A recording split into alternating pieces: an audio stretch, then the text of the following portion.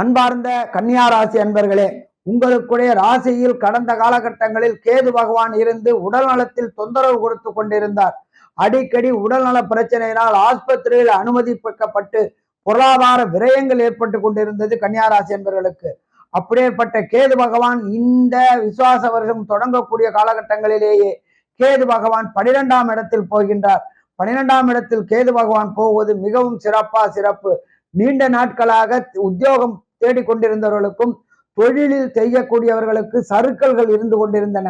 கணவன் மனைவிக்குள் கருத்து வேறுபாடுகள் இருந்து கொண்டிருந்தன.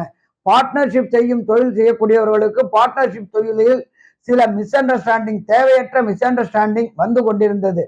அது எல்லாமே இந்த விசுவாச வருஷம் கண்டிப்பாக ஏற்றமான நிலையை கிடைக்கக்கூடிய வருஷமாக இந்த விசுவாச வருஷம் இருக்கும் என்று எதிர்பார்க்கலாம். இதை தவிர பார்த்தோம் என்றால் உங்களுக்கு சனி பகவான் 6ல் இருக்கின்றார். 6ல் சனி பகவான் இருந்தால் முடிசூடா மன்னன். நீண்ட நாட்களாக உத்தியோகம் பார்ப்பவர்களுக்கு பதவி உயர்வு, பண வரவு கிடைக்காமல் இருந்தது. அது இந்த விசுவாச வருஷம் கிடைக்கும். நன்றி, நமஸ்காரம்.